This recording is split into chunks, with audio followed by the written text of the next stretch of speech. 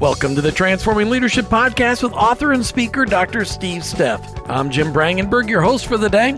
For more information about Dr. Steff and how the Transforming Leadership team builds effectiveness in leaders, please look online at tleadership.com. That's tleadership.com. Now let's join Dr. Steff in the studio. Hi, I'm Jim Brangenberg with Transforming Leadership, and I'm joined today by Dr. Steve Steff. But before we begin, Steve, I thought it'd be a great idea just to remind people that we're currently working through a whole bunch of transforming leadership proverbs or truisms, as these are things that you and the Transforming Leadership team have kind of uncovered that are absolute necessities for a successful leadership team within any organization. Right. I thought today, Steve, if it'd be all right with you, that we'd focus on, as a leader, your job every day is to ensure the success of your people. Yeah, absolutely. I love that one. So before we get started that, should we talk about what is success? Yeah, that's a good start, because we're really looking for leaders. You're looking at two levels of success. Almost every leader, Jim, has functional responsibilities. That is, things that they are supposed to do. You've got to do this and get that out and report it up to whomever. If you report to the CEO, the CEO is holding you personally responsible for certain deliverables. If you understand the word, if you're with me on the word. Sure. If you are the CEO, the board may be holding you responsible for certain deliverables. But aside from those functional responsibilities, you have leadership responsibilities. That is, things that you are not necessarily responsible for doing, but things that you are responsible for getting done. And those are leadership, or you might say management responsibilities. For most of our clients, they're leadership responsibilities. So that's who defines it. Is what's success? Success, and again, in our world, success is meeting the needs of your direct reports and meeting the needs of those to whom you report. So it's both directions. That makes sense? Well, and it said in there that we're to ensure the success of our people, so our direct reports. And if you're the owner of a company, it's everybody underneath you, not just your Right. direct reports, but all of your direct reports, and so on and so on. It's almost as if the job description should also have in it, this is a success description. It is. That let me hit on that for just a moment. It's a little bit of a rabbit trail, but in transforming leadership in our organization, when I'm working with a coaching client, not all coaching clients, but probably half of the time, what we work on is the transforming leader profile. So we will take their job description, and then we'll take them through various steps. We'll do this on another podcast, but we'll take them through various steps of changing their job description to a transforming leadership profile, so that your job description. Let me back up, Jim. You've got a job description with us, and it's essentially a bunch of bullet points, and this is what you're held responsible for. And on a day-by-day basis, you can check those boxes that you're doing all those things, because quite frankly, if you weren't doing all those things, we would either coach you up or replace you. That's your job description. You are responsible for that. But with that being said, we can take that job description and say, look, if you were an absolute all-star, this is how you would be doing these things. This is how you would be exceeding or excelling in those particular responsibilities. That would be success from our perspective. You would be a transforming leader. So you are not only transforming leadership at your level, but you are transforming those that work for you. Long answer to a short question. Well, but it's great, and I think it's great to define it, because a lot of times we have people working underneath us that we haven't defined what success looks like. We may have given them a task, but a task isn't success for somebody. I mean, we want what's best for our people. We want them to operate in a culture that's a positive culture. We want them to know that we appreciate who they are, and that they appreciate that the job that they have, the work environment that they work in. But to define, hey, and this is what success looks like. I mean, every employee wants to know, hey, I'm succeeding if I'm doing this. That just makes it easy. Instead of them guessing, they actually have it written down for them. I know in my couple of decades of doing this, I've witnessed dozens of times. I started to say hundreds. That's probably true, but I hate to say that out loud. Dozens of times where someone has been let go, terminated, however you want to say that, and you could take their job description and check every box. They're doing their job based on that job description, but they're not meeting some possibly uh, undefined or unexpressed expectations somewhere. So they're not being successful. That never happens. Undefined expectations. I've Uh, never even heard that before. More often than not, yeah. Well, I mean, and expectations are what drives most relationships sour.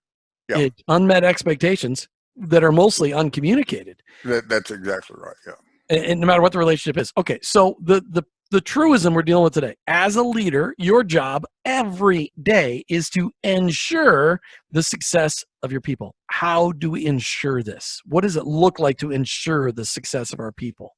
First, we have to make sure that our people, my direct reports, know exactly what success would look like for them. I don't want to. I don't want to be called into a meeting with my boss and held accountable for something that I didn't really know that was his expectation.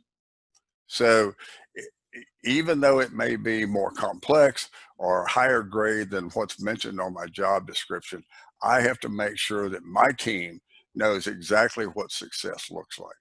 Then once they do, and that's quite frankly, that's not easy sometimes to kind of ferret that out exactly what it is. But once they know exactly what success looks like, then my primary job with them is providing them the support and resources necessary for them to be successful. I, you and I both have encountered it in our many years of doing this. We've encountered a lot of people in our workplaces where we coach that they're not excelling, they're not succeeding, but then they don't have the resources that they need to succeed. So somewhere the leadership is breaking down because leadership's not providing them the resources. I talked to a client yesterday in Houston, Texas, that's having tons of challenges. He's a coaching client, but he has a customer service system that just doesn't support him. So the customer service system is broken. So now this is based on just a couple of coaching sessions with him, but in my estimation, he's not going to be successful because his leader is not his leader is not ensuring that he has a supportive customer service department. Is that making sense? Does that come together? It is. I think you could draw it out a little bit more because we need to. Okay, so if he's understands that he's got an issue there, what are the changes that need to be made? How does a leader go through and understand the changes to ensure success? I mean, because it's a leader only has so much. They only have so much wisdom in their brain. Well, that's true. Yeah. To me, Yeah. they're First, limited. it's got to be a safe place first. We'll talk about my guy in Houston. It's got to be a safe organization, a safe environment for him to share what his needs are. And part of the responsibility of that leader, Jim, is to make sure that they ask the question. It's their job to know and meet the needs. So they have to make sure that they ask the questions that help identify the voids in resources or the lack of resources.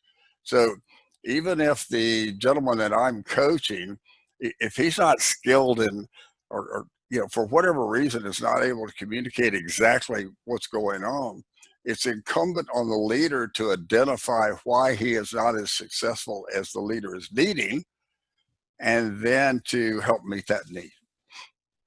His job is to meet the needs.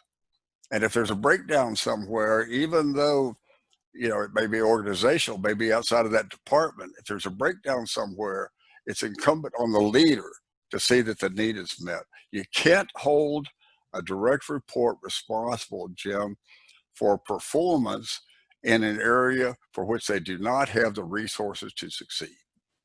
Well, and I think a lot of that then goes back to a previous truism where we just talked about we need to know our people. People need to know that we're cared about. And in order to make sure that we're ensuring their success, a lot of times we need to know that person really well, because sometimes simple things are getting in the way of that success. It could be a learning issue, because some people learn by reading, some people learn by hearing, some people learn by watching, some Exactly. people learn by doing it with their hands.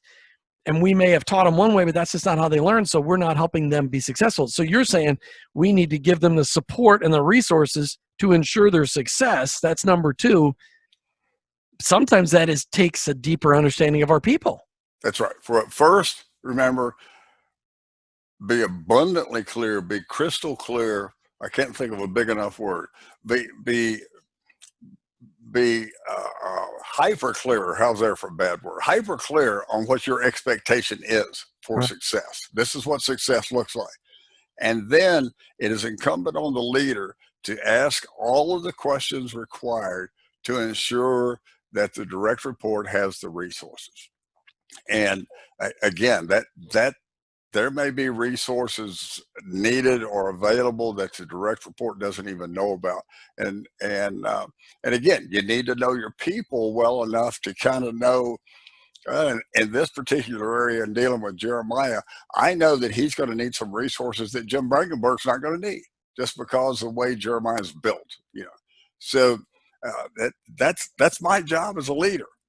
I'm leading my people. I'm not directing. I'm leading. Right. Different role. And it really comes clear if somebody is leading as opposed to just directing. It's not a dictation. It's I'm leading, but when you lead, the shepherd knows each of his sheep and knows their tendencies, and he goes and makes sure that he's leading them properly. So Steve, can you give us an example of where you've seen this put into action, where a leader really understands that their job every day was the success of their people, and they really did it, and they've seen success because of their attentiveness to the success of their people? Can you give us an example of what? Yeah, but most of our clients use our intentional leader manager program that consists of connecting, directing, optimizing, maximizing. Connecting, directing, optimizing, maximizing. And the connecting components there is the one-on-one meetings.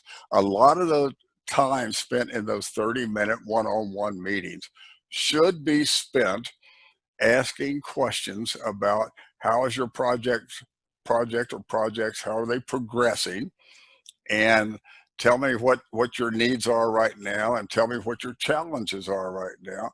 And when asking about the challenges, that will help you identify possible needs or resources that they either don't have available to them or don't know about. So you have to ask questions. Leadership is about, too many leaders tend to be directive leaders. They tell people what to do. That's a role fulfillment that all right, I've got a leadership job, so this is what I do. I tell people what to do. Leadership is about asking questions. That's by definition servant leadership, right? How do we make sure that our people who we're if I'm a leader and my job is every day to ensure the success of my people, how do we make sure that our people know that they have a freedom to tell me what I can do to help ensure their success? Because sometimes I just need them to tell me this will help me be successful. I need this piece of equipment, or I need this piece of training, or I need I mean what I mean, how much responsibility goes on to our people to help us ensure their success? Well, that's based on trust, Jim. Trust has to exist. For a leader to be successful, it requires trust. Mm. One of our other podcasts talks about people perform best for those they care about and for those that care about them. All of that is communicated. It's communicated all the time in the leader subordinate relationship. But the real foundational time of that is the connecting meeting that we have once a week there, where we openly communicate trust and openly build trust. And again, in those connecting meetings, they are designed for the leader to be asking questions, not giving directions. If I'm your leader, if you work for me, Jim, I can give you directions anytime. I've got your undivided attention. And you know why? Because you work for me. So the connecting meeting is designed to ask questions and to elicit input from you, or to elicit feedback from you, so that I can better identify what your needs are.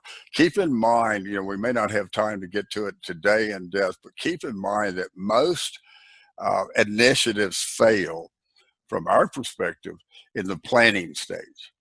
And they fail in the planning stage because during that planning stage, the resources were never adequately identified. Wow, those are powerful words. It's just the understanding that as a leader, your job every day is to ensure the success of your people.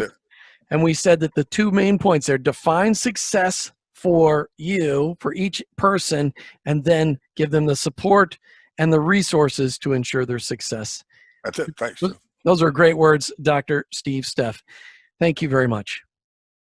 Thank you. And to our listeners, always check us out online, tleadership.com, tleadership.com. Out there, we've got a way for you to connect with us. We'd love to hear from you on how transforming leadership can help you become a transforming leader. Until next time. And that ends our discussion for today. Thanks for listening to the Transforming Leadership Podcast with author and speaker, Dr. Steve Steff. For more information on how Dr. Steff and the Transforming Leadership team can help you become a more effective leader, please look online at tleadership.com. That's tleadership.com.